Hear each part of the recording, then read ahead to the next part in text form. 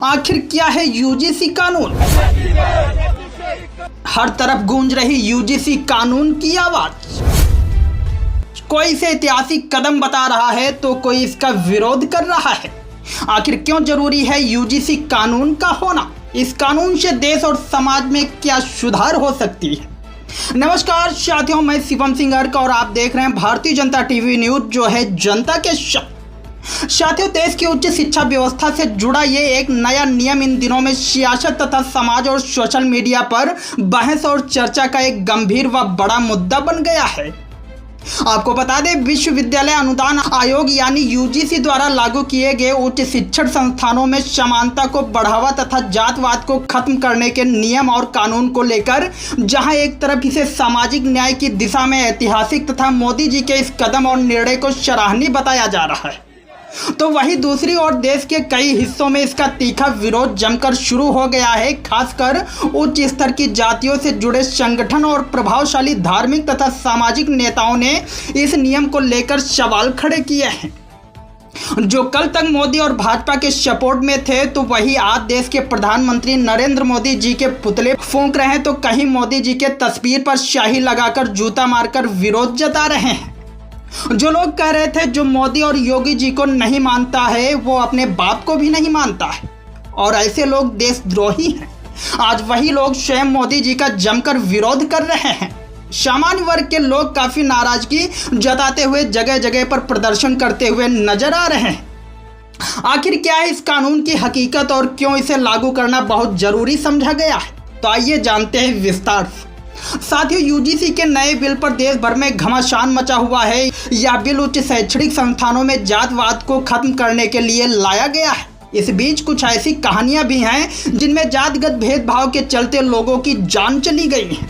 विश्वविद्यालय अनुदान आयोग के यूजीसी बिल 2026 को लेकर देश भर में बहस और विरोध देखने को मिल रहा है। इस बिल के तहत यूजीसी ने एक नया नियम बनाया है जिसे promotion of equity in higher education institution regulation कहा गया है। इस नियम का मकसद कॉलेज और यूनिवर्सिटी में होने वाले जातिगत भेदभाव पर रोक लगाना है। नए नियम के मुताबिक अब हर कॉलेज और यूनिवर्सिटी अथवा शैक्षणिक संस्थानों में एक इक्विटी कमेटी बनाई जाएगी। ये कमेटी एससी, एसटी और ओबीसी छात्रों से जुड़ी जातिगत टिप्पणियों और भेदभाव की शिकायतों पर सुनवाई करेगी। हालांकि इस नियम को लेकर देश के कई हिस्सों में विरोध भी हो रहा है। इसी बीच सवाल ये भी उठ रहा है कि अगर पहले ऐसे नियम होते तो क्या कुछ जिंदगियां बच सकती थी? जी हाँ, सही सुना आपने। यदि ये कानून और नियम पहले होते तो जातिगत भेदभाव से किसी की जान ना जाती।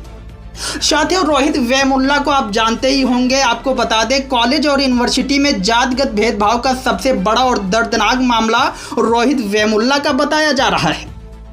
रोहित हैदराबाद यूनिवर्सिटी में पीएचडी के छात्र थे। वो अंबेडकर स्टूडेंट एसोसिएशन से जुड़े हुए थे और कैंपस में दलित छात्रों के हक की बात करते थे। आरोप है कि एक छात्र नेता की शिकायत के बाद यूनिवर्सिटी प्रशासन ने रोहित के साथ जातवाद छुआछूत को लेकर भेदभाव किया।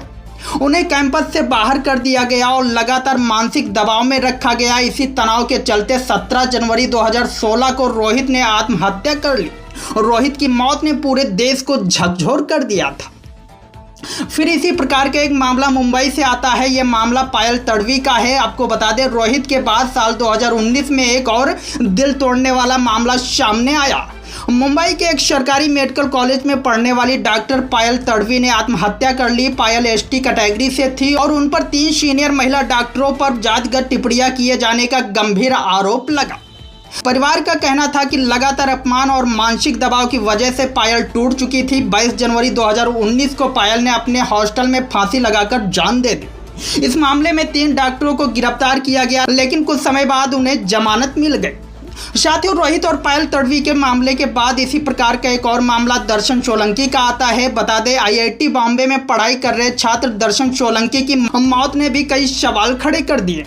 दर्शन केमिकल इंजीनियरिंग के छात्र थे। 12 फरवरी 2023 को उन्होंने हॉस्टल की 7वीं मंजिल से छलांग लगाकर आत्महत्या कर ली। परिवार ने आरोप लगाया कि दर्शन कॉलेज कैंपस में जातिगत भेदभाव से परेशान थे।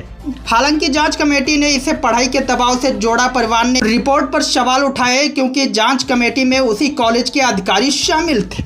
आपको बता दें, दिल्ली आईआईटी के 2 एससी छात्र आयुष असरना और अनिल कुमार का मामला भी सामने आया। दोनों छात्रों ने कॉलेज में जातगत भेदभाव झेलने की बात कही। परिवार ने एफआईआर दर्ज करने की कोशिश की, लेकिन जब बात नहीं बनी तो मामला सुप्रीम कोर्ट तक पहुंचा। मार्च 2025 में इस केस से जुड़े एक अहम फैसले में कोर्ट ने कॉलेज और यूनिवर्सिटी में मेंटल हेल्थ और भेदभाव के मामले की जांच के लिए नेशनल टास्क फोर्स बनाने का आदेश दिया। फिर 13 जनवरी 2026 को यूजीसी एक्ट लागू हुआ, जिसे promotion of equity in higher education institution regulation कहा गया। इस नियम का मकसद कॉलेज और यूनिवर्सिटी में होने वाले जातगत भेदभाव पर रोक लगाना है। नए नियम के मुताबिक अब हर कॉलेज और यूनिवर्सिटी अथवा शैक्षणिक संस्थानों में एक इक्विटी कमेटी बनाई जाएगी। ये कमेटी एससी, एसटी और ओबीसी छात्रों से जुड़ी जातगत टिप्पणियों और भेदभाव की शिकायतों पर सुनवाई करेगी। लेकिन सामान्य वर्ग के लोग इस कानून से काफी नाराजगी जताते, जबकि एससी, एसटी, ओबीसी समाज के लोग इस कानून का स्वागत और सम्मान कर रहे हैं। कल तक जो मोदी जी का विरोध कर रहे थे, आज वो इस कानून को लेकर मोदी जी को आभार कर रहे हैं। और जो लोग कल मोदी जी को कट्टर हिंदू और देश का भविष्य बता रहे थे, वही आज मोदी जी को जात सूचक गालियां देते हुए पुतले फूंक रहे हैं। अब सवाल मेरा यह है, यदि आप देश की पिछड़ी और दलित समाज के साथ जातगत जैसा दुर्व्यवहार नहीं करते हो तो इस कानून का विरोध क्यों? क्योंकि चोर के लिए जब कोई कानून और दंड का प्रावधान होगा तो दिक्कत चोर को होगी, ना कि उनको जो चोरी ही नहीं करते। इस कानून में जो कमियां हैं उनको सुधारने के लिए भी आवाज उठा सकते हो। आखिर ये कानून वापस करने हेतु प्रदर्शन क्यों हो रहे हैं? ये कानून समानता का अधिकार देता है। इस कानून के माध्यम से लाखों करोड़ों विद्यार्थियों के साथ हो रही जातवाद छुआछूत घटनाओं का अंत होगा और इस कानून से लाखों लोगों की जानें बचेंगी। आपको बता दें, 13 जनवरी 2026 को यह कानून लागू हुआ, जिसके बाद सामान्य वर्ग के लोग आक्रोश जताते हुए मोदी और भाजपा का विरोध कर जगह जगह पर प्रदर्शन करते नजर आ रहे हैं और इस कानून को वापस करने को लेकर मांग कर रहे हैं। भाजपा में जुड़े सामान्य वर्ग के कार्यकर्ता व नेताओं ने अपने अपने पद का इस्तीफा दे दिया है और कुछ लोग इस्तीफा देने की धमकी भी दे रहे हैं। हालांकि सुप्रीम कोर्ट ने इस कानून पर रोक लगा दी है और केंद्र सरकार को नोटिस जारी की है। अगली सुनवाई 19 मार्च 2026 को बताई गई है। इस प्रकार की हर छोटी बड़ी खबर देखने के लिए चैनल को सब्सक्राइब कर बेल आइकन को प्रेस करें।